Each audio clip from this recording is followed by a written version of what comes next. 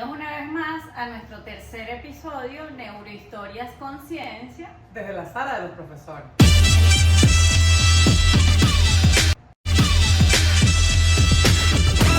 En esta oportunidad tenemos un invitado de lujo. Se trata del doctor y profesor universitario Iván Cedeño. Ya lo vamos a tener aquí. Bueno, Iván, un placer tenerte en este espacio, un poco de momento improvisado, pero todo comienzo es, por supuesto, así, totalmente orgánico. Entonces, es meritorio que demos un paseo por ese espacio personal como docente que has atravesado a lo largo de tu experiencia en el aula, ¿no? Y la primera pregunta es basada en quién eres, Iván Cedeño. ¿Cuál es esa materia que enseñas con más pasión, la que te ha dejado una huella en el corazón quizás? Bueno, imagínate, ¿no? ¿Qué pregunta me haces, no? Ya yo tengo, parece mentira, un cuarto de siglo, 25 años. Se dice fácil, pero es un tiempo largo. Y me he desempeñado en la docencia universitaria. Me desempeñé un tiempo también en la docencia de bachillerato, muy corto, tal vez 3 a 4 años no más. Y he tenido una trayectoria dedicada a la enseñanza de muchos jóvenes, adolescentes, y también de muchas personas adultas en la búsqueda del crecimiento y del conocimiento, tanto en pregrado como en posgrado. Mira, he dictado numerosas asignaturas.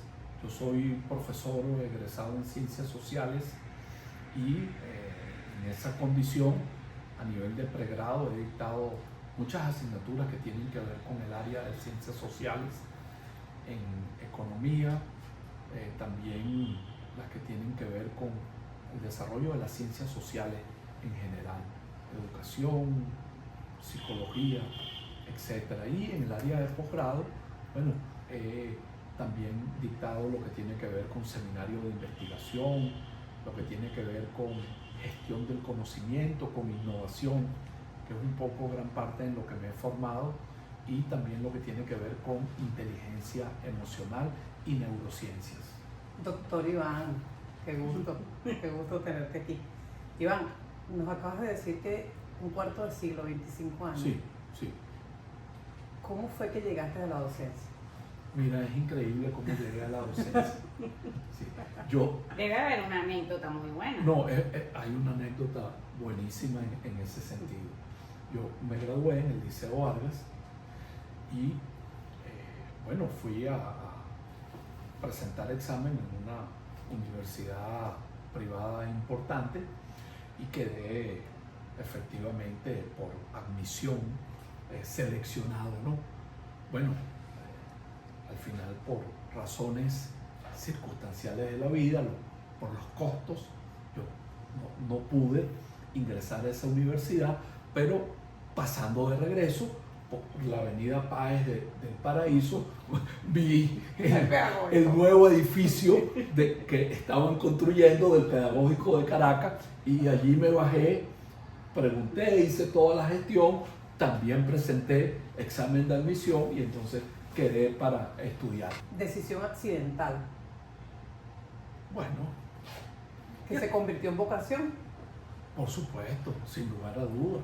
Yo creo que todos tenemos un poquito de accidente en el llegar a la docencia, por decirlo de algún modo, ¿no? Pero que fueron señales. Si lo lees hoy en día con quizás el conocimiento y la madurez, dices, eran señales de que tú ibas a ser docente, ¿no? Y en esa tónica, ¿hubo alguna persona que te inspiró? Quiero ser docente o profesor universitario. Bueno, muchos. Debo decirte que yo estudié en el Liceo Vargas, que es uno de los liceos más importantes del estado La Guaira, y allí había un grupo, un equipo de profesores excelentes, profesores que no solamente te formaban en lo académico, sino que también te formaban desde el punto de vista personal, en valores. Es más, frente a una actitud frente a la vida, contribuyeron todos esos profesores del Liceo Vargas a nuestra formación, y en alguna medida yo debo confesarles que yo quería parecerme a ellos. Mira, Uno en particular que recuerdas. Estoy muy tentado a nombrarlos, pero es que son Es muchos. mucho compromiso. Son muchos. No te vamos a obligar a Son hacerlo. demasiados. Y No, debo decir no sería otra cosa. justo. Por supuesto. Son muchos profesores y profesoras.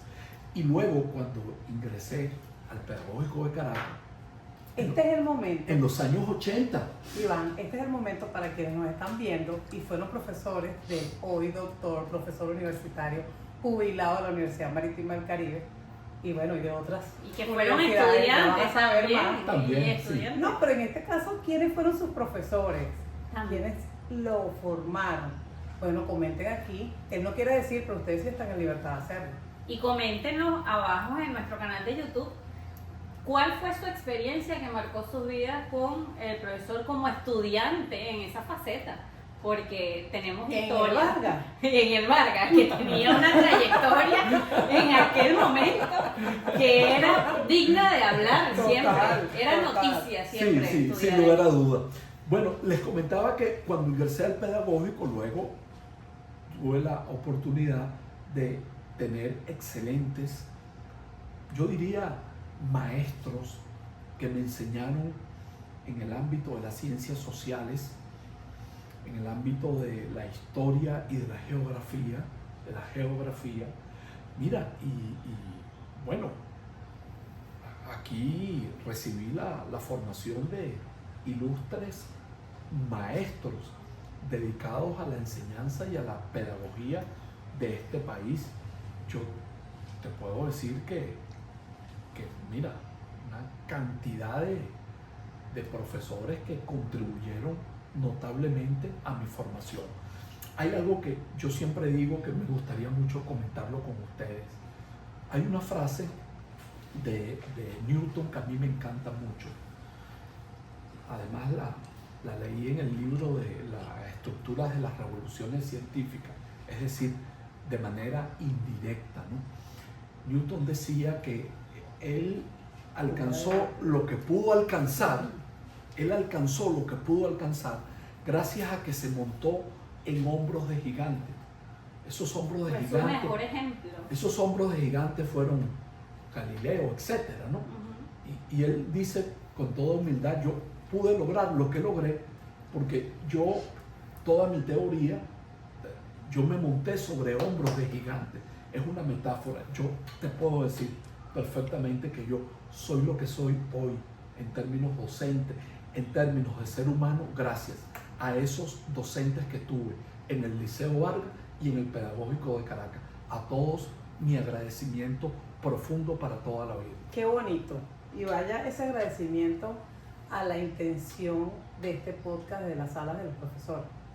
Pues la naturaleza de la labor docente que es bien arraigada en los profesionales del pedagógico porque están dedicados específicamente a la docencia y no como nosotras, por ejemplo, que somos profesionales en distintas áreas de otras universidades y que aprendimos a enseñar nuestra profesión, pero ustedes son docentes de profesión, o sea, son profesores formados para ser profesores. Pero y fíjate fíjate que la intención de nosotros, Iván, disculpa, es que nos cuentes acerca de tus experiencias y, por ejemplo, Seguro. ¿cómo es el primer día de clase de un profesor que es formado en el pedagógico para ser maestro? Debe ser muy cómodo, debe ser más cómodo que para nosotros que nos pasamos por el pedagógico. Bueno, Exactamente. pero yo quiero decirte algo previo, además, yo no hago esa distinción. Hay algo que en los años 80, en el Pedagógico de Caracas, hubo un gran debate sobre la condición del profesor. El profesor se hace a partir de la enseñanza, de enseñarlo a ser profesor, o el profesor nace. Muy bien. Y yo creo que hay algo de ambas cosas. Totalmente. Se nace para enseñar y también la realidad nos dice que tenemos que aprenderlo. Ahora, a mí no me gusta hacer esa distinción. Todos los profesionales, todos, Podemos hacerlo. que quieran enseñar y que eventualmente se formen para ser docentes posteriormente mediante todas las alternativas y herramientas que tenemos, bienvenido. Ya al estar aquí enseñando, bueno, no hay distinción alguna. En la antigua Grecia, los filósofos decían que el verdadero conocimiento de una ciencia estaba en su capacidad para enseñarlo. Por lo tanto, quien domina una ciencia tiene que saber enseñarlo. Eso no distingue profesión, mis queridas amigas. Has hablado de ese Iván que comenzó, cómo se formó Sí, y qué experiencias tuvo, pero si hoy en día comparas ese Iván de hace 25 años con el que es ahora, ¿con qué te quedas? ¿Qué marcó tu vida? ¿Cómo o qué has digerido y qué has somatizado y has dicho verdaderamente con esto me quedo? no, muchas cosas han cambiado, sin lugar a dudas, muchas cosas han cambiado. Bueno, ha corrido, como habitualmente suelo decir yo, mucha agua bajo el puente.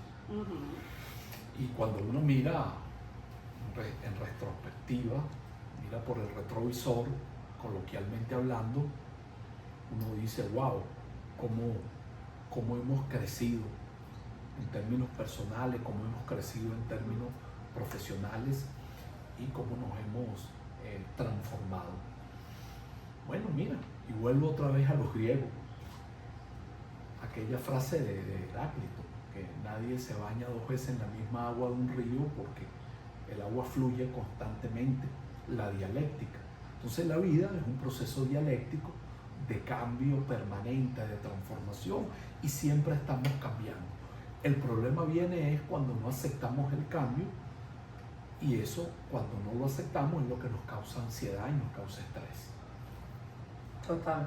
Y fíjate que ese cambio en estos 25 años de lo analógico a lo digital y de lo presencial a lo e-learning o a lo 100% a distancia, ¿con qué te quedas? No, increíble. Increíble.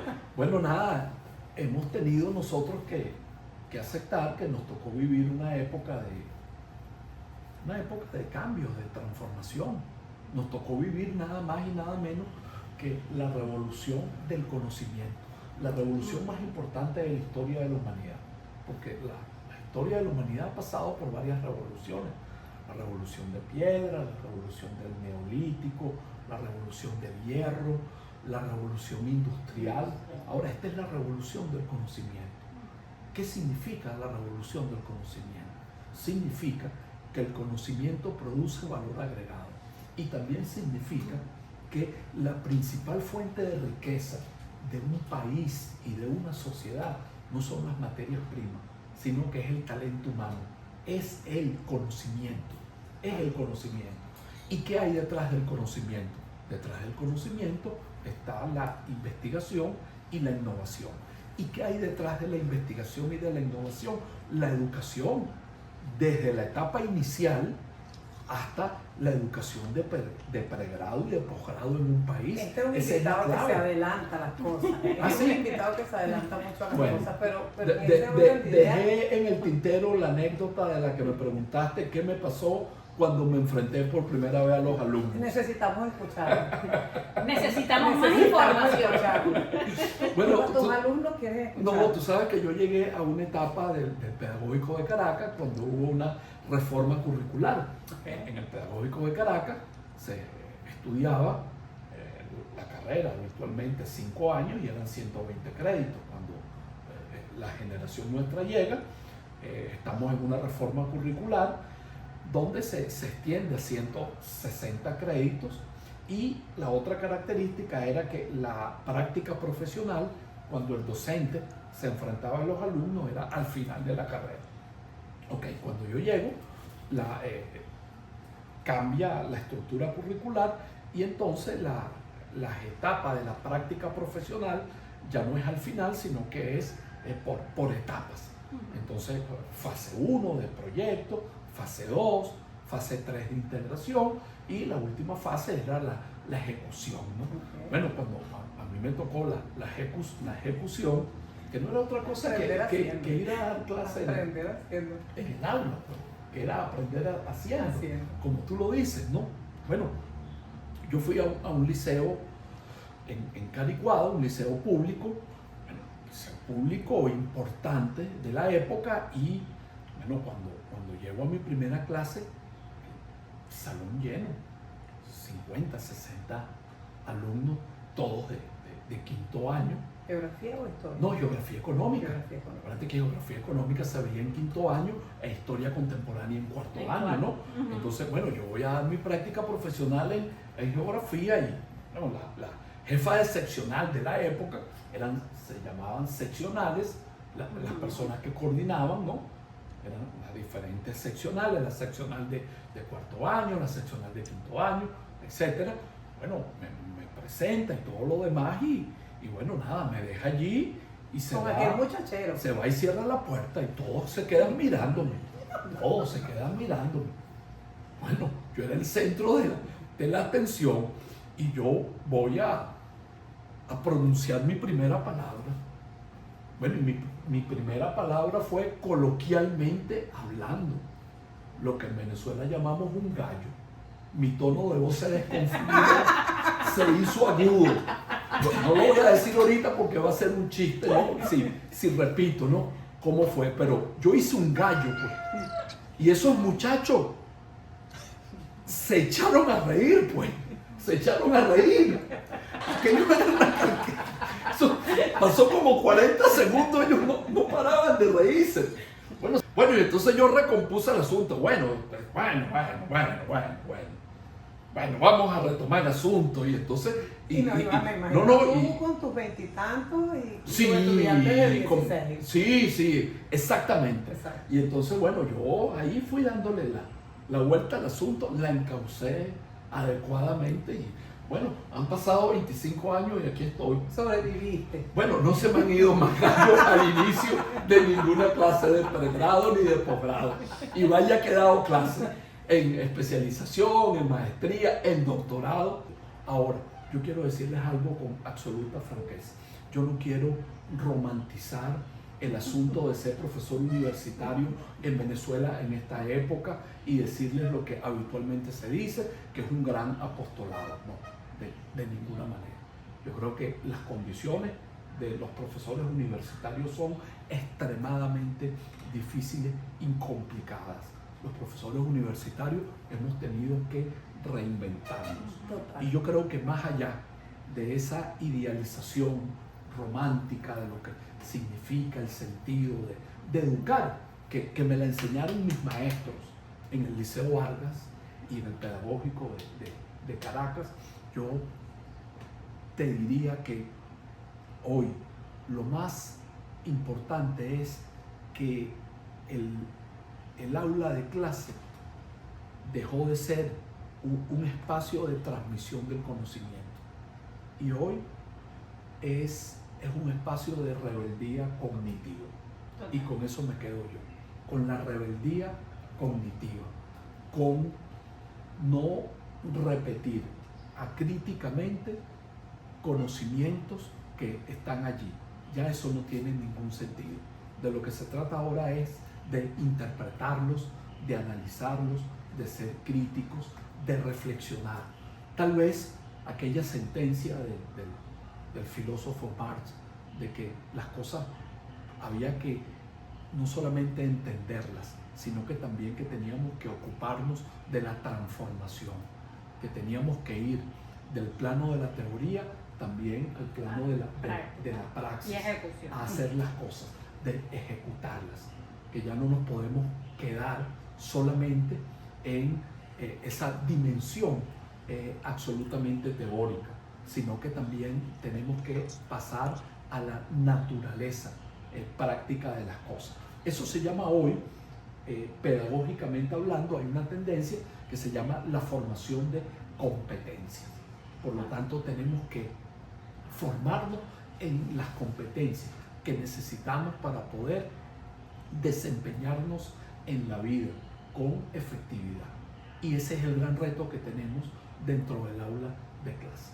El aula de clase no puede seguir siendo lo que era. El aula de clase tiene que transformarse. La universidad como tal, como institución, ha muerto en ese sentido, si no nos transformamos. Totalmente. Y bueno, es momento de hacer un break en este espacio, porque gracias a nuestros patrocinantes estamos aquí. Un saludo a nuestros increíbles patrocinadores. Gracias por hacer esto posible.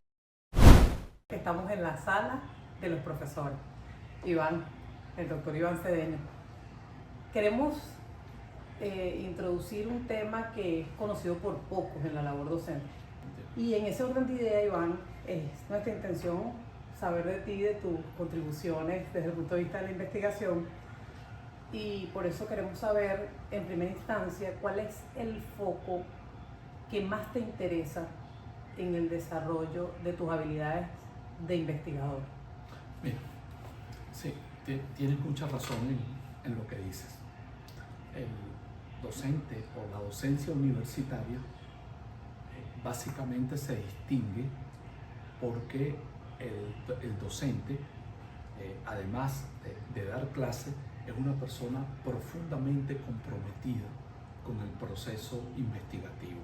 Eso significa que la naturaleza de la docencia universitaria está relacionada íntimamente con la necesidad de investigar, sobre todo en un contexto en el cual no es fácil investigar, y aún así tal vez esa sea la principal habilidad y competencia que tenemos que desarrollar los docentes universitarios: investigar. ¿Cuál es la diferencia entre un docente universitario que investiga y uno que no investiga? El que no investiga repite lo que dicen los textos. En cambio, el que investiga, bueno, puede equivocarse, ojo, pero es capaz de proponer, bueno, sus propias ideas, sus propias teorías, y además lo que le interesa a la sociedad y lo que le interesa al país es tener docentes investigadores que construyan muchísimas cosas. Mira, yo te diría que mi foco esencialmente en los últimos años de mi vida ha estado dirigido a la investigación de los siguientes tópicos. En primer lugar, el tema que considero urgente, considero primordial, que es el tema de la calidad de la educación en Venezuela, y especialmente de la calidad de la educación universitaria. De hecho, no solamente tengo publicado varios artículos arbitrados en revistas indexadas sobre el tema de la calidad de la educación en Venezuela, sino que también ha sido el tema de mi tesis doctoral. Yo estudié profundamente cuál era la percepción de los actores universitarios sobre la calidad universitaria.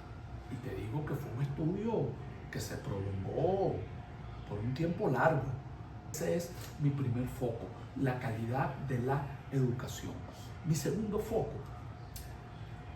tiene que ver con eso que hoy llaman las habilidades blandas, pero que básicamente yo me he preguntado cuáles son los factores de éxito de una persona dentro de las organizaciones educativas y dentro de las organizaciones que no son educativas, las organizaciones públicas, las organizaciones privadas, porque una persona con un alto coeficiente de inteligencia puede tener menos éxito que otra que desarrolla otro tipo de habilidades que consideramos que son menores, y sin embargo esa persona logra crecer y logra además estar al frente, dirigir esas organizaciones. Entonces ese ha sido un foco en el que yo me he involucrado mucho desde el punto de vista, en primer lugar, de la neurociencia, en segundo lugar, de entender sobre todo el papel que juegan las emociones en el ser humano. De hecho, la revista Saber Universitario, que es una revista muy prestigiosa de la Universidad Central de Venezuela, he tenido la oportunidad de publicar algunos de mis trabajos allí, que han sido obviamente arbitrados, y yo he publicado allí un trabajo en el que yo analizo el papel crítico y decisivo que tienen las emociones. Fíjate que hay muchas discusiones en este momento sobre las que hemos conocido como habilidades blandas, pero quien domina esas habilidades blandas, sin lugar a dudas, es quien es al final más fuerte, quien tiene control, Quien domina sus sus emociones. emociones, sí, termina siendo más sí, fuerte. sí, señor.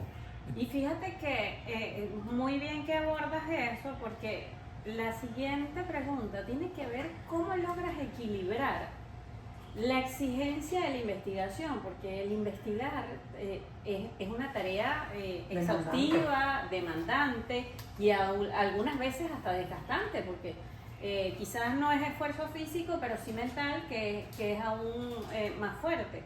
Bueno, mira, en primer lugar, la voluntad, ¿no? Las ganas Total. de querer hacerlo, ¿no? Total. Investigar requiere muchas ganas. Confieso algo, cuando yo hice mi maestría en la UCB, en planificación, bueno, yo voy a comentar esto de manera pública, ¿no? Yo tuve un profesor muy prestigioso, voy a decir su nombre, Mario Molin, y bueno, él fue a darnos la cátedra y además de eso nos presentó su libro, ¿no? La planificación como ciencia eficaz de la praxis. Estamos hablando de los años 90, ¿no? Yo recuerdo mucho que antes de entrar en todo lo que implica el tema conceptual de lo que es la planificación, él dijo, la primera condición para planificar es un acto subjetivo de voluntad. Eso significa de que el sujeto quiera hacerlo. Querer hacerlo. Querer hacerlo. Y yo tomo eso y me lo traigo ahora acá. El primer acto del docente o del sujeto que quiere hacerlo es su voluntad y entender que eso es importante. Ahora fíjate por qué eso es tan importante. Por una razón muy sencilla, tú acabas de decir, Iván, recorres el país, das conferencias, das clases en el doctorado, te mantienes vigente, pero eso es posible porque investigo.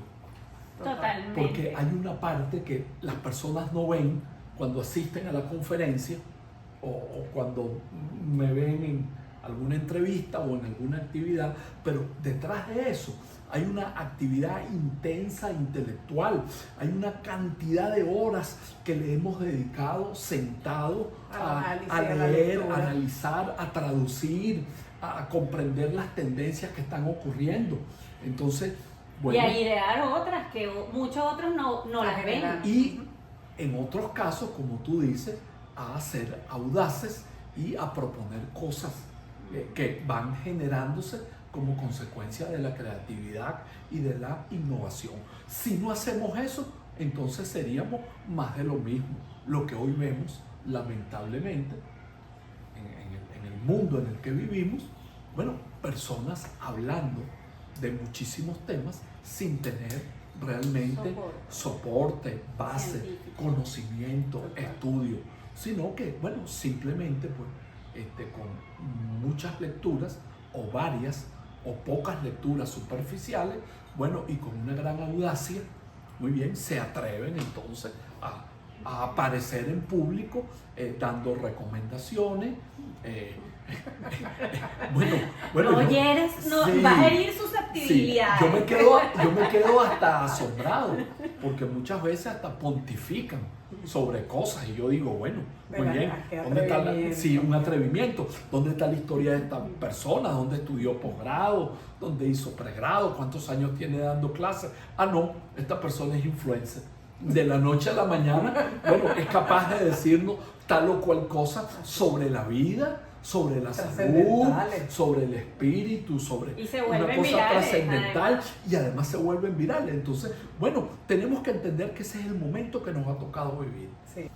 Wow. Fíjate que nos dejan con el guión a medio hacer, pues, porque No digas respondiste muchas de las inquietudes Muchas. que teníamos sobre tu intención como investigador en el desarrollo de publicaciones, en la presentación como conferencista o congresista. Iván, la tendencia con la tecnología supone un reto mayor al investigador de hoy. Sí. Y no la tecnología que conocimos en el 2000 con el internet, no, con la inteligencia artificial. Y ya hacer una tesis doctoral, quedándonos solo en la teoría, supone que todavía falta algo más. Ese algo más que nos lleva a la operatividad, a lo tangible de desarrollar, de proponer, pero a la vez ejecutar y evaluar si eso que se propuso resulta tal cual como lo teorizamos como investigadores. ¿Cómo piensas que va a ser investigar en los próximos años? ¿Cómo te lo imaginas? Bueno, mira, yo... Investigaciones serias. Serias, sí, cómo no. Yo quiero decirte, por ejemplo, lo que está ocurriendo hoy en el mundo asiático. Creo que hoy todos reconocemos sin ningún problema que China es una potencia, además que ya dejó de ser emergente, sino que es una potencia global, con todo lo que eso implica. Bueno, los chinos acaban de anunciar de manera experimental en un grupo de universidades de vanguardia que en los estudios doctorales suprimen la tesis doctoral como la conocemos para ganar tiempo. Total. Suprimen la tesis doctoral y la sustituyen porque el estudiante de doctorado desde el inicio se involucre en un proceso investigativo y al final el resultado para obtener su título de doctor sea la investigación en sí, no el número de horas que, por ejemplo, nosotros le hemos dedicado a escribir un producto y a teorizar de lo que Es más el desarrollo, es la más implementación. la implementación, la aplicación, Y el prototipo. experimentar, ¿sabes? la Que lo exploramos ejecución. en La ejecución. la ejecución de eso. ¿En dónde? En el campo de la innovación y en el campo de la sociedad. ¿Por qué? Porque vivimos en una sociedad que se caracteriza, entre otras cosas, por un acelerado proceso de innovación económica. Ustedes, como ya lo saben, los productos todos, bueno, son cada vez su existencia mucho más corta, porque inmediatamente emerge un nuevo producto que lo reemplaza, que lo sustituye. Entonces eso requiere, detrás de eso, todo un aparato de investigación, porque no puede haber innovación si no hay investigación. Entonces las universidades tenemos que dedicarnos al tema de la investigación. Los universitarios, inclusive de los niveles más elementales, más básicos del primer semestre, bueno, debe comenzar por investigar y debe comenzar por construir sus propias opiniones, por atreverse. Y luego, si tú vas al doctorado, el doctorado es la etapa más maravillosa de la vida de nosotros, porque es la etapa en la cual nosotros nos atrevemos a construir, como decía aquel poeta norteamericano William Blake, nuestro propio sistema. Claro. Lo consolidamos. Bueno, William Blake se refería a la poesía. ¿Acaso hay un sistema más extraordinario que la poesía? No, no lo hay. Yo no podría llegar a eso, porque eso es otro nivel muy sublime. Pero me atrevo a construir mi propio sistema y a dar mis opiniones en calidad educativa, a dar mis opiniones en formación del talento humano, en habilidades blandas y en emociones. Hoy fíjate que leí algo, que la creatividad no se gasta, se alimenta. ¿Estás de acuerdo? Bueno, es que te voy a decir una cosa, la buena noticia es nuestro cerebro, y nuestro cerebro es una fuente inagotable de creatividad. Lo que tenemos que hacer es alinear, ¿verdad?, las cosas de manera correcta para que nosotros podamos estar en sintonía con esa creatividad y con esa musa, con esas ideas que nos llegan, ¿verdad?, desde el punto de vista griego, la musa, y que, bueno, nos permita seguir aportando cosas dentro de las organizaciones. Iván, en este podcast se desayuna, se almuerza y se cena. Ejecución. Bueno, aquí estamos de nuevo con el doctor Iván Cedeño, disfrutando de este tercer podcast, en el cual ha sido divino, la experiencia divina. Dirían los colombianos, delicioso. Así es. Y es momento de ponerlo más divino, porque es que este es el momento un poco más relajado, porque ya conocimos a ese Iván académico, acartonado por su forma formal, valga la redundancia, pero ya es momento de entrar en esa relajación, en ese proceso anecdotario. Y yo espero que te acuerdes de alguna que te haya marcado, porque de seguro en esos 20 y tantos años de experiencia a nivel docente, a nivel de profesor y hoy en día como conferencista, y pare usted de contar, seguro tienes muchas historias que contarnos. Y siempre hay una que marca la diferencia y que nos puedas compartir. ¿Te recuerdas de alguna que te haya marcado, que hayas dicho, wow, me ha movido el piso? Como dicen los chamos hoy en día, este es el momento. El momento de las declaraciones. No, te aseguro que, bueno, después de 25 años en el ejercicio de la docencia universitaria de pregrado y de posgrado, nos ha tocado vivir un sinnúmero de situaciones académicas, en lo personal, y te digo que todas, gracias a Dios, en un contexto positivo. Sí, en un contexto absolutamente positivo. Bueno, mira, realmente... Iván. Vamos a desenmascarar ese corazón, ese Iván tierno, bueno, que haya dicho, wow, hay una conmovedora, hay una que marcó para... Te voy a comentar una cosa, pero absolutamente privada. Declaraciones. Fuertes declaraciones, ¿verdad? Y ustedes no lo van a comentar. No, lo van a comentar ellos ahí en el canal. Más nadie. Bueno, no, nada. Me desempeñaba yo como profesor de teoría económica en pregrado y apliqué un examen como habitualmente suelo hacerlo, ¿no? Y bueno, recojo el examen, lo almaceno y comienzo a revisar las pruebas para corregirlas, ¿no? Uh-huh. Bueno, una de las cosas es que el docente va revisando la prueba y tiene que asentar la calificación en su cuadro de calificación. En un acta provisional que uno tiene para luego transferir esas calificaciones al acta definitiva, ¿no? Bueno, una alumna me escribió en el examen. En el examen, sí. No, sonríe, mi amor. Bueno, y yo estaba corrigiendo los exámenes en una mesa. Y no te quedó de otra que sonreír. Bueno, Esas son cosas que, sin lugar a duda, Pasa. tienen que ver con, como yo habitualmente lo converso, con las conexiones que se producen y que sobre todo el docente universitario tiene que ser muy responsable en ese sentido. Y muy respetuoso, además. Y responsable.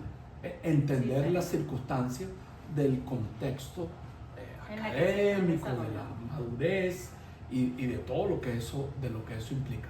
Pero es una buena Esa es anécdota. una te digo. anécdota graciosa, positiva, además, pero Sí, es 25 una de las años. tantas. No creo que todo haya sido positivo en 25 años. Alguna anécdota quizás no tan cómoda, Mira, que yo- se haya convertido en parte de lo que es el desafío docente. Mira, yo te digo una cosa.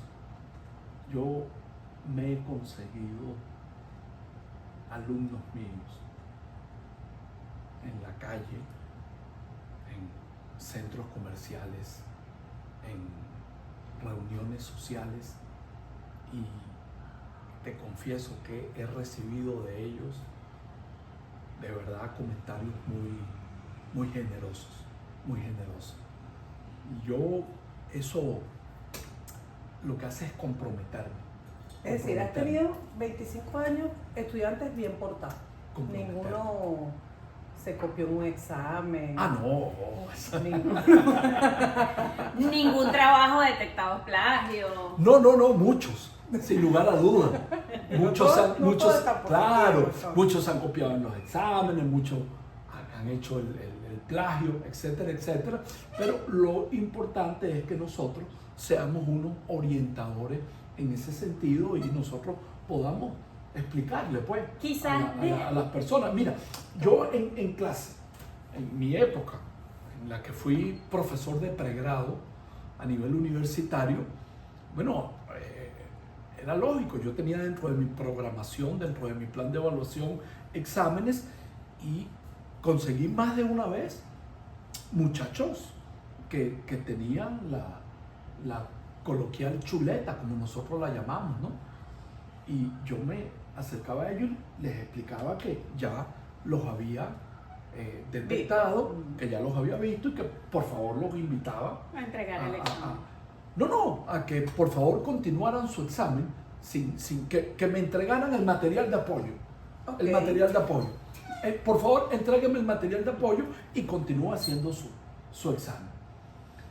Qué interesante. ¿Y tú sabes por qué? Porque yo esto lo he revalorizado ahora desde una perspectiva de lo que es la neurociencia. ¿Qué pasa si yo en mi proceso de aprendizaje requiero material de apoyo? Esto implica en el aula una gran revolución desde el punto de vista pedagógico. Cómo nosotros, bueno, hacemos de esto, que es un problema cognitivo, problema de aprendizajes, entonces resolvemos los problemas reglamentarios y legales. Exacto. Que esto no se convierta en un fraude a la educación. Recuérdense que les dije que mi foco era la calidad educativa. A mí lo que me interesa es mejorar la calidad educativa. Es más, yo quiero decirle otras cosas. Durante muchos años en la universidad, en el componente docente, yo he estado a cargo de un módulo que se llama evaluación de los aprendizajes. Yo he estado dedicado a estudiar el tema de la evaluación en educación. Es más, yo hice una especialización en la Universidad Central de Venezuela, a los años 90 también, sobre docencia en educación superior. Y a mí me atrapó con mis profesoras de la época el tema de la evaluación. El tema de la evaluación en la educación, en todos los niveles. Y yo quiero decirles una cosa a ustedes que es muy importante sobre ese tema de la evaluación. La evaluación no es lo principal en el proceso educativo. En el proceso educativo y pedagógico lo que importa es el aprendizaje. Luego, la evaluación es importante, sí, pero es importante como un mecanismo auxiliar. Pero ¿qué te interesa a ti como docente?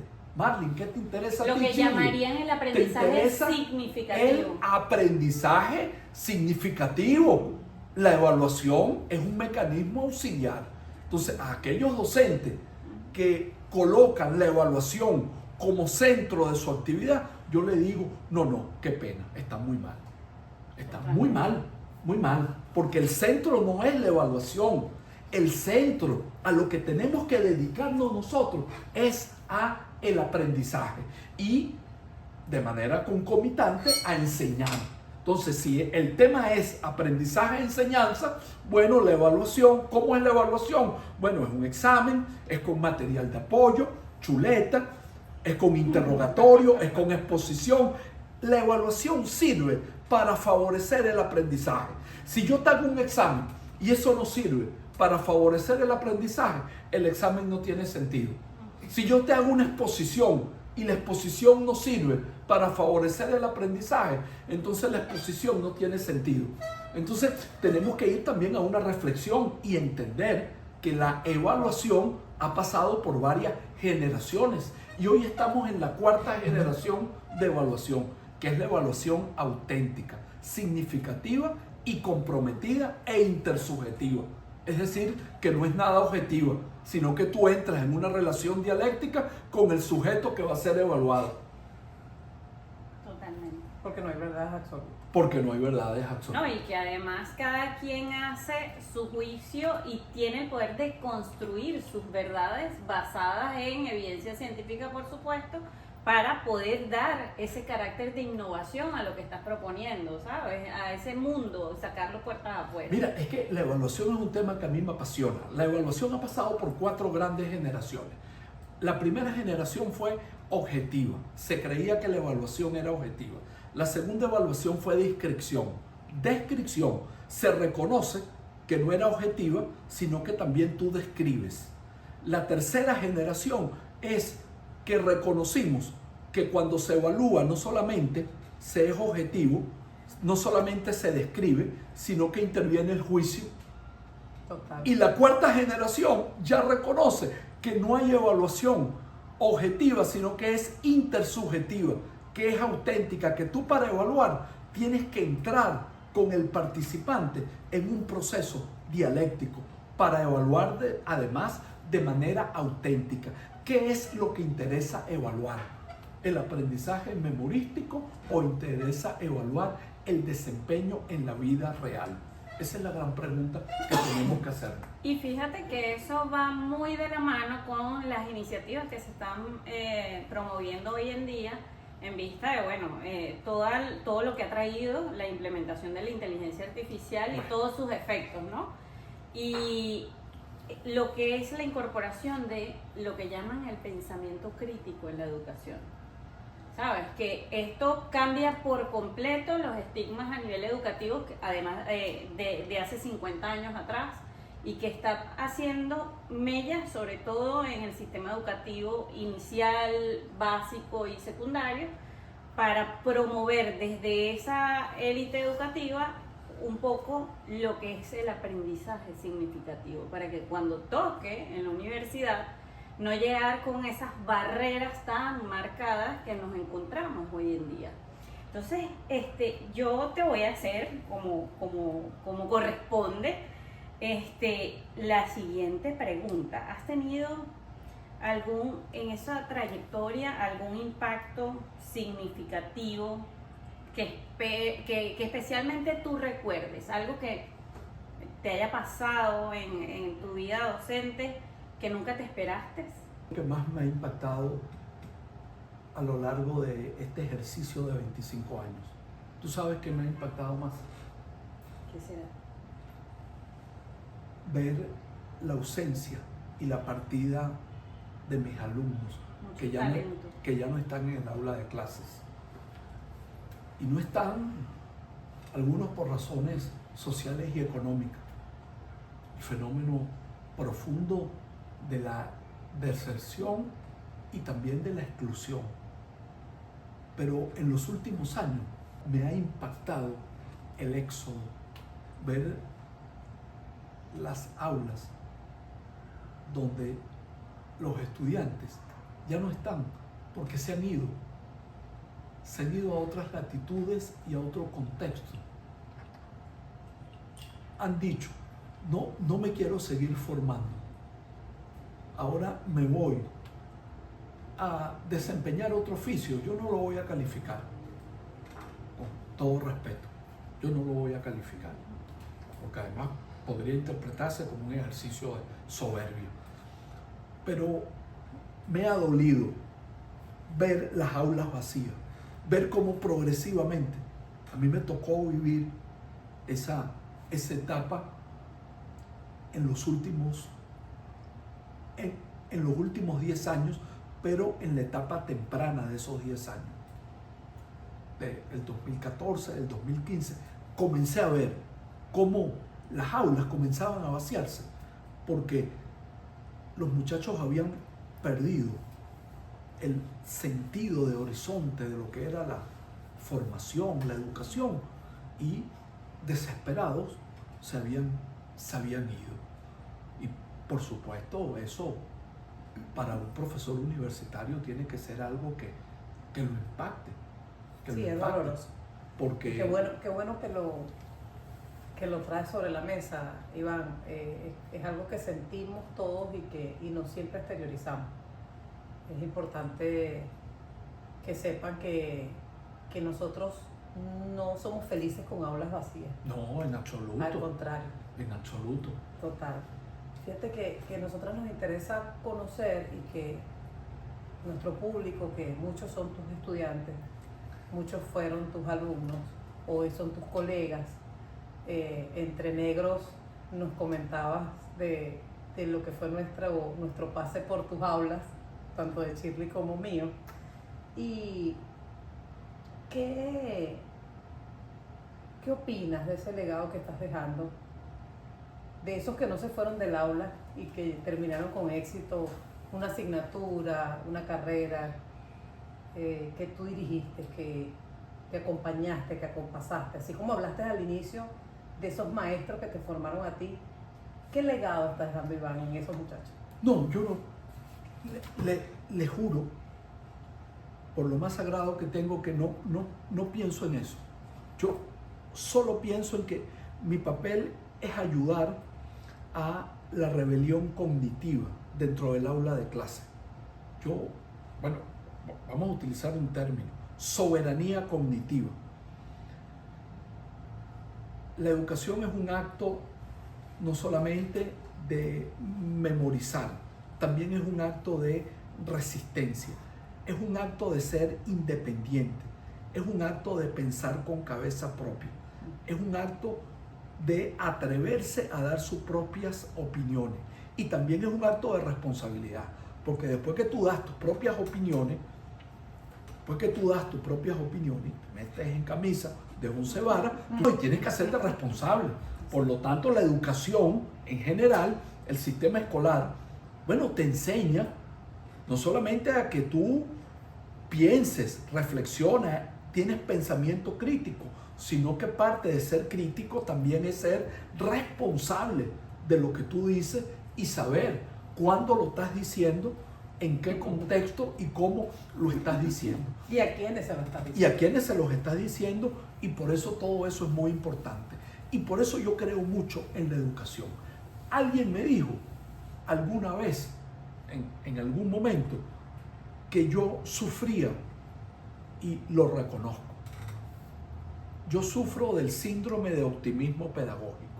Yo siempre creo que las cosas pueden resolverse con más educación. Con más educación. Yo tengo ese problema, lo reconozco. Tengo síndrome del optimismo pedagógico. Yo siempre creo que las cosas con educación van a ir mejor y pueden resolverse. Por eso aquel adagio, aquella frase coloquial de que el loro viejo no aprende a hablar y de que nadie aprende por cabeza ajena. No, yo me pongo hasta que aprende en la acera de enfrente. ¿Cuál es la acera de enfrente? La acera de enfrente nos dice que la educación ha servido evolutivamente a la historia de la humanidad para no cometer los mismos errores que cometieron los otros en el pasado. Porque esas personas sabias, esos gurús, esos ancestros nuestros, que eran aquellas personas más sabias en la aldea y en la tribu, nos transmitieron el conocimiento, en principio para que no nos equivocáramos y no fuéramos a cazar el animal equivocado. Y luego nos han transmitido todo a través de la escuela. Es que además yo tengo una fe inquebrantable en el sistema escolar y en la educación pública. Es más, te voy a decir una cosa. Mira, tu familia, ok, yo no desvaloro, cuidado, no desvaloro el papel decisivo de la familia en la formación del sujeto. La familia es muy importante. Muy importante. Ahora, ¿qué pasa si tú vienes del seno de una familia disfuncional y esa familia te enseña valores racistas? ¿Estamos de acuerdo con los valores racistas? No. Ok. Eso es por poner un ejemplo. Muy bien. ¿Quién puede corregir eso? Solo lo puede corregir la escuela, pública o privada, porque la escuela está bajo una concepción de un estado, de una filosofía. Entonces, la escuela corrige una distorsión que viene de la familia. Por lo tanto, nosotros lo que queremos es que todos los muchachos y las muchachas estén en la escuela, pública o privada, pero que estén en la escuela, en el liceo y en la universidad, porque siempre va a ser mejor estar en el proceso escolar y en la educación. Esa es mi opinión. Wow. Wow, Sin mira, palabras. 1000 consejos en toda esta intervención que acabas de tener. Bueno, tanto y para nosotros como ustedes que fueron mis alumnas en el doctorado, las felicito porque me han superado ampliamente. Se acabó el problema. Listo. Lo digo acá públicamente, ya está. que quede en acta. Que quede en acta, pues, como debe ser. No es así, pues. Responsable de lo que dices. Totalmente responsable, como tiene que ser. Iván, muchas gracias por acompañarnos hoy. No. Estaría además que te dijera en este momento, danos un consejo para los estudiantes, para los profesores, porque lo has hecho durante toda esta hora deliciosa donde hemos escuchado de tus anécdotas y nos has enriquecido y nos sigues enseñando. Nosotras seguimos siendo tus alumnas, aunque no lo creas. Todos los días aprendemos de las cosas que dices, de esas frases en tus conferencias célebres detrás de esa fotografía. Vayan a las redes del profesor Iván Cedeño, invítelo a que Bueno, aquí está una de las responsables de las redes. Aquí está. Sí, los procesos formativos dentro de sus empresas. Iván es un baluarte para eso, así que muchísimas gracias por acompañarnos hoy. Esperemos que esta no sea la única vez que tengamos aquí en esta sala. Podemos estar en otra sala. Podemos estar en otra sala. Sí, del despecho no. No. Sin despecho. No. Porque esta es la sala de los profesores, pero en otro momento puede ser la sala de los profesionales, en otro momento puede ser la sala desde la experiencia personal y la vida como tal de cada uno de nosotros y esos procesos o esas neurohistorias que contar y que nadie sabe. Entonces, qué rico y deliciosa esta hora en la que nos hemos disfrutado como nunca y hemos escuchado y hemos desnudado, como quien dice, esas historias, ese corazón, esa mente, a entender esos procesos en los cuales nosotros estamos inmersos, pero desconocemos sus nombres y apellidos científicos, ¿no? Entonces, de más está decirte que un placer y un gustazo haberte tenido acá. Gracias a ustedes. Muchísimas gracias. Los invitamos entonces a dejar sus comentarios. Cuéntenos todas. Cuéntenlas Sus todas. seguidoras. Es el momento para que nos cuenten todo aquí abajo en los comentarios Aprovechen. de este canal. Les vamos a dejar las redes del profe, las de nosotros, por supuesto, que nos sigan, que nos comenten, interactúen y, como dice Shirley, denos amor en todas nuestras publicaciones. Hasta luego.